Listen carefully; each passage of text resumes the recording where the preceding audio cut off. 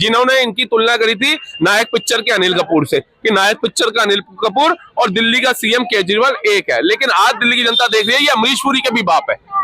उसकी जनता सरकारी अस्पतालों में एक ही बेड पे 3-3 लेटा दिए गए, लेकिन केजरीवाल जी को जरा सी खांसी होती है तो वो मैक्स हॉस्पिटल जाते हैं, पूरा का पूरा प्राइवेट रूम बुक करते हैं। वो किसके पैसों का है? उन्हें तो क्या है, वो सरसों की फसल को कहते हैं, ये देखो पीले पीले फूल क्या है। तो ये बेवकूफ बनाने का जो इनका एजेंडा है वो दिल्ली की जनता समझ चुकी है। आपका झूठ एक बार चलेगा, 2 बार चलेगा, बार बार नहीं चलेगा।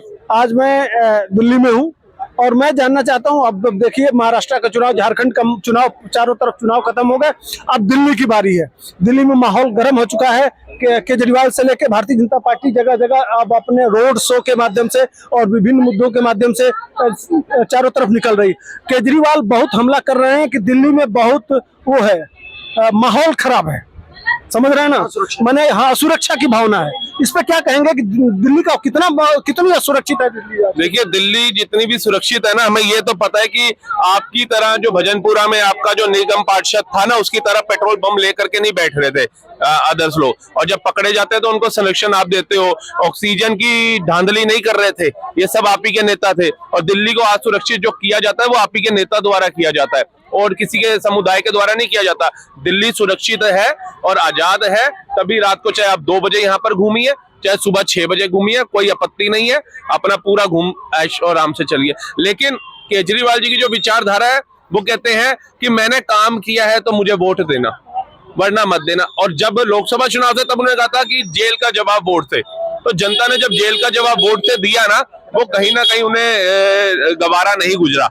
उनको समझ आ गई कि जनता का रुख जो है वो बदल चुका है। उसके बाद मैं हरियाणा का बेटा हूं, हरियाणा की जनता ने 87 सीटों पे इनकी जमानतें जब्त कर दी। 180 सीटों पे चुनाव लड़े थे, कश्मीर को मिला के और हरियाणा को मिलाकर के 90-90 सीटों पे मात्र एक कश्मीर की सीट ये जीते। उसके ऊपर इतना खुश हो रहे थे, इतना खुश हो रहे थे जैसे कोई फतेह हासिल कर लियो। लेकिन आपको हरियाणा का बेटा कहते हो और हरियाणा की जनता ने स्वीकार नहीं किया। दिल्ली का बेटा बनते हो, दिल्ली की जनता ने लोकसभा चुनाव में स्वीकार नहीं किया। और आज आपको घबराहट इतनी है कि आप घर घर जा रहे हो। अभी तो चुनाव की डेट भी नहीं बताई गई है कि चुनाव आयोग द्वारा कि इलेक्शन दिल्ली में कौन सी डेट से होंगे। आप अभी से ही झुग्गियों के अंदर जाना शुरू हो गए। अब आप कह रहे हो कि मैं दिल्ली को लंदन पेरिस बना करके दिखा दूंगा 2 महीने के अंदर। 10 सालों में आप नहीं बना पाए। 10 साल से अपनी नाकामी का ठीकरा आप एलजी महोदय के ऊपर फोड़ रहे थे कि एलजी काम नहीं करने देता, एलजी काम नहीं करने देता। लेकिन आज ऐसा क्या हुआ है कि आप जेल से छूट के आ रहे हो और आप कह रहे हो मैं दिल्ली को लंदन पेरिस बना दूंगा। यमुना की आप सफाई नहीं करा पाए, 3000 करोड़ से ज्यादा आपको केंद्र सरकार दे चुकी है। क्या कोई इनसे पूछने वाला है कि वो 3000 करोड़ रुपया लगा कहां पे? क्योंकि हर साल जब छठी मैया का पर्व आता है या गणेश उत्सव आता है तो यमुना की हालत हम देखते हैं जाकर के, वर्स्ट से भी वर्स्ट है। मतलब 1300 किलोमीटर से ज्यादा की यात्रा करते हुए दिल्ली पहुंच रही है गंगा यमुना मैया, लेकिन वो उत्तराखंड में मैली नहीं है, वो हरियाणा में मैली नहीं है, वो यूपी में मैली नहीं है। लेकिन दिल्ली के अंदर जहां 50 से 52 किलोमीटर की यात्रा उन्होंने करनी है, वहां हमारी यमुना मैली है। ये क्या ये जवाब हुआ एक पढ़े लिखे? उत्तर प्रदेश से सारा गंदगी नहीं, बैक कब पीछे कब से आने लग गई यमुना जी? इनसे पूछिए ना, आईआईटी इन्होंने मेहनत करके पास करी थी या फर्जी डिग्री है इनकी? हो सकता है कोई नया मॉडल आया हो। हाँ, ये केजरीवाल जी ला सकते हैं। जैसे वो जब परालियां जलाने के लिए इनके पास एक खाद थी, वो केमिकल था जो खाद में तब्दील करता था। लेकिन जैसे पंजाब सरकार बनी वो केमिकल लुप्त हो गया, जैसे डायनासोर भारत से भी लुप्त हो गए। उसके बाद इन्होंने कहा था कि कूड़े के पहाड़ हम खत्म कर देंगे, हमारे पास ऐसी चीजें कि हम इसको भी खाद बना देंगे। जैसे हमारे नितिन गडकरी जी ने इनको बोला था कि ये जो कूड़े का पहाड़ है ये मुझे दे दो, जो एक्सप्रेसवे बन रहे हैं मैं इसमें इसका यूज करूंगा। इन्होंने डिपार्टमेंट बाय डिपार्टमेंट करके उसको टाल मटोल कर दिया। लेकिन क्योंकि इसका श्रेय भाजपा को ना चला जाए, इनका मकसद ये नहीं है कि दिल्ली से गंदगी खत्म हो, इनका मकसद ये है कि कोई भी काम हो वो मेरे से नहीं हो रहा तो ना हो, लेकिन केंद्र उसको ना करे, केंद्र को उसका श्रेय ना जाए। दिल्ली जो है भारत की राजधानी कही जाती है, देश विदेश से लोग आते हैं घूमने के लिए दिल्ली के अंदर, लेकिन वो जब आकर के देखते हैं कि भैया बादली के ऊपर कूड़े का पहाड़, गाजीपुर के ऊपर कूड़े का पहाड़ नहीं है, अब दिल्ली के कॉलोनी के कोने कोने में कूड़े का पहाड़ बन चुका है। दिल्ली में आप लाल किला जाइए, उसके कोनों पे आपको कूड़े का पहाड़ दिख जाएगा। आप इंडिया गेट के वहां जाइए, वहां दिखे। तो इन्होंने पूरी गंदगी कर दी है। ये लंदन पे छोड़िए, इंदौर जैसी स्वच्छ सिटी भी बना देते ना, भाजपा शासित राज्य है वो, लेकिन आप देख रही है सबसे स्वच्छ सिटी का टॉप के नंबर 1 पे वो इंदौर आता है, हमारा एमपी आता है। क्यों आता है? क्या एक दिल्ली छोटी सी, एमपी कितना बड़ा है, आप एक छोटी दिल्ली को नहीं संवार सकते और आप बातें करते हो कि भैया जी मुझे प्रधानमंत्री बना दो, मैं आने वाला प्रधानमंत्री बनूंगा। ये मोदी, अडानी, अंबानी, एलजी मुझे काम नहीं करने देते। पंजाब में तो आपकी पूर्ण राज्य की सरकार है, वहां जन लोकपाल क्यों नहीं आ रहा? वहां कौन से एलजी महोदय आपको रोक रहे हैं?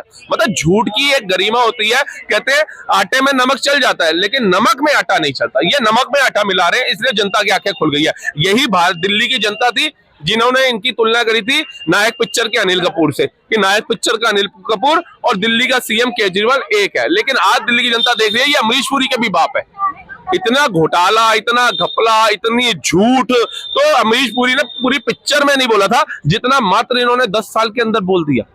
दिल्ली की लुटिया दुबौदी, दिल्ली के अंदर अगर आज घंटा भर की बारिश हो जाती है तो घर डूब जाते हैं। वो बच्चे छात्र पढ़ने आए, ग्राउंड फ्लोर के ऊपर पानी भर जाता है, सीधा बेसमेंट में चला जाता है, क्योंकि इनकी बरसाती नालियां साफ नहीं होती, इनके जल बोर्ड के नाले साफ नहीं होते, इनके पीडब्ल्यूडी के नाले साफ नहीं होते। इसकी जवाबदेही कौन देगा? किसके पास है ये सारे डिपार्टमेंट? इसके लिए क्या हम मोदी जी के पास जाएंगे? क्या मोदी जी को हमने नालियों के लिए और सीवरों के लिए चुना है? नालियों और सीवरों के लिए हम विधायक चुनते हैं, निगम पार्षद चुनते हैं, प्रधानमंत्री नहीं चुनते हैं। प्रधानमंत्री हम देश के लिए चुनते हैं, हमारे विकास के लिए चुनते हैं, हमारी आने वाली पीढ़ी के भविष्य के लिए चुनते हैं। ये केजरीवाल जी को समझना पड़ेगा कि एजुकेटेड लोग हैं भारत में। प्रदूषण अब वो आप हरियाणा से और दूसरे यूपी से मंगा दे रहे हैं, उनकी क्या गलती है? तो सर इनको अब पोल्यूशन आप देखिए ना कितना इन्होंने तो हरियाणा से आ रहा है भाई साहब। हाँ, वो इनके घर से क्यों नहीं आ रहा शीश महल से? बताइए कितने एयर प्यूरीफायर लाखों रुपए के लगाए, नहीं भोग पाए ना। कर्म यही है, लोग जब मर रहे थे उनके पास ऑक्सीजन के लिए पैसे नहीं थे, अस्पताल में बेड नहीं थे, लाशें लोगों की सड़कों पे पड़ी थी, जलाने के लिए निगम बोध घाट के अंदर जगह नहीं मिल रही थी, लकड़ियां नहीं मिल रही थी। तब ये हमारे केजरीवाल जी जो अपने आप को आम आदमी कहते हैं, गरीबों का मसीहा कहते हैं, ये अपना शीश महल बना रहे थे, ये एयर प्यूरीफायर लगा रहे थे, ये लाखों रुपए के पर्दे लगा रहे थे, टॉयलेट बढ़िया बना रहे थे, पूरे घर में सेंट्रलाइज एसी करवा रहे थे। तब इनको दिल्ली का नहीं था, तब ये खास आदमी बने हुए थे सर। अब ये देखिए जिस देश की नहीं सर, जिस राज्य की जनता मर रही हो, जिसके परिवार के जन सड़कों में बैठ बैठ करके रो रहे हो, बच्चे अनाथ हो रहे हो, औरतें विधवाएं हो रही हो, उनके मुख्यमंत्री उनको अपने आप को भाई बेटा कहने वाले अपने घर का शीश महल बना रहे थे। उनके नेता आंख भी खराब होती है तो लंदन इलाज कराने जाते हैं। केजरीवाल जी, उसकी जनता सरकारी अस्पतालों में एक ही बेड पे 3-3 लेटा दिए गए, लेकिन केजरीवाल जी को जरा सी खांसी होती है तो वो मैक्स हॉस्पिटल जाते हैं, पूरा का पूरा प्राइवेट रूम बुक करते हैं। वो किसके पैसों का है? पूछिए केजरीवाल जी से। आज वो कहते हैं मेरे पास घर नहीं है, मोदी जी ने मेरा घर छीन लिया, मोदी जी ने एक चुने हुए मुख्यमंत्री का घर छीन लिया, मेरे पास घर नहीं है। सर एक गरीब भी होता है ना, वो भी कुछ टाइम में मेहनत करके झुग्गी तो बना ही लेता है। ये आईआईटी के अंदर कमिश्नर है, डिप्टी कमिश्नर, ठीक है जी, इनकी वाइफ भी सरकारी ऑफिसर कमिश्नर रही। वो इतना पैसा नहीं था इनके पास, इतने टाइम से ये विधायक रहे, सीएम रहे दिल्ली के, क्या इतना पैसा नहीं जोड़ पाए कि एक 20 लाख रुपए का एक छोटी सोसाइटी में घर ले लो? क्योंकि आप तो आम आदमी है। आप शादरा के अंदर, सीलमपुर के अंदर, उत्तम नगर के अंदर 20-25 लाख रुपए का 2 BHK मिलता, आपने क्यों नहीं लिया? कहां गया आपकी सैलरी का पैसा? ऐसा भी नहीं है कि किसी गरीब की बेटी की शादी में आपने दान कर दिया हो, जैसे हमारे राष्ट्रपति अब्दुल कलाम जी ने कर दिया था। उन्होंने कह दिया था मुझे पैसे की आवश्यकता नहीं है, मुझे सैलरी नहीं चाहिए। आप इतने भी अच्छे नेता नहीं है कि आपने अपना सब कुछ दान कर दिया, तो वो पैसा गया कहां? और जिस सांसद के घर में जाकर के आप रह रहे हैं, उसके घर के अंदर इतना आलीशान डाइनिंग टेबल सजा हुआ है कि भैया जी आप हुक्म करिए, आपको खाना क्या है? ये आम आदमी और गरीब के घर में चूल्हा भी जला नहीं जला, इन्होंने दिल्ली में जाकर के नहीं देखा। तो ये बेवकूफ बनाने का जो इनका एजेंडा है वो दिल्ली की जनता समझ चुकी है। आपका झूठ एक बार चलेगा, 2 बार चलेगा, बार-बार नहीं चलेगा। क्या मानते हैं अब इस बार चुनाव का माहौल बना हुआ है, क्या होगा दिल्ली में? जैसे कि भी हमारे भाई ने बोला, बहुत अच्छा बोला है। और केजरीवाल ने किया क्या है, एक बात बताइए, जो अभी ये पोल्यूशन का ही रोना रो रहे हैं, अभी तो करंट में पोल्यूशन ही देख लीजिए आप, हरियाणा और यूपी को रो रहे हैं। जब ये पंजाब में इनकी गवर्नमेंट नहीं थी आम आदमी पार्टी की, तो पंजाब का रोना भी रोते थे। अब पंजाब में इन्होंने बैरिकेडिंग लगा दी है, सिक्योरिटी टाइट कर दी है, वहां से पोल्यूशन नहीं आ रहा। वहां पे कौन सा आपने प्यूरीफायर लगाया जो वहां से पोल्यूशन नहीं आ रहा? और अगर हरियाणा जीत जाएंगे, अभी तक तो हरियाणा का रोना रो रहे हैं, और गलती से अगर जीत के वैसे होगा नहीं ऐसा, तो वहां पे भी पोल्यूशन बंद हो जाएगा। तब कहाँ जाएंगे? वहां से भी पोल्यूशन आना बंद हो जाएगा। जहाँ जीत जाएंगे, हाँ, जहाँ जहाँ ये हार जाएंगे वहां से। हाँ, ये सही कह रहे हैं क्या? बिल्कुल जी, वो नीति उनकी वही है क्या अपना वो कहे ना, तो अपना गप गप और दूसरे का थू थू, ठीक है ना। तो ये क्या है, कभी आपने देखा होगा ईवीएम का रोना शुरू कर देंगे, अभी हारेंगे तो ईवीएम का रोना शुरू कर देंगे, देखो जी ईवीएम खराब थी, बैलेट से पेपर से मतदान होना चाहिए क्योंकि हम तो कब्जा करेंगे जी, वहां पे जाएंगे गुंडे बदमाश भेज देंगे, कब्जा कर लेंगे, लूट के ले जाएंगे जी, फर्जी वोटें डलवाएंगे जी, ये काम चलेगा। तो कुल मिलाकर के क्या है, जीतते हैं तो वाह वाह, और हारते हैं तो ईवीएम खराब थी जी। लेकिन सुप्रीम कोर्ट ने तो बड़ा इनको लताड़ लगाया है, कहा है सुप्रीम कोर्ट ने कि भैया आप जीतते हो तो ठीक है और खराब होते हो, फिर ये अब सुप्रीम कोर्ट के कहने के बाद भी ये रुकेंगे कि नहीं रुकेंगे? ये रुकने वाले है ही नहीं सर, इनकी जो मशीन है, इनकी मशीन में जंग लग चुकी है। ये जो आदमी अपनी कमियां नहीं ढूंढेगा ना तो उसका विकास नहीं हो सकता। वही है, कांग्रेस अपना विकास करने के लिए सोच ही नहीं रही है, वो तो खाली एक ही है, अडानी को ले आओ, अंबानी को ले आओ, और देश में संविधान खतरे में हो गया। अरे देश में बहुत देख लिया लोगों ने, आपने कितना ड्रामा कर लिया।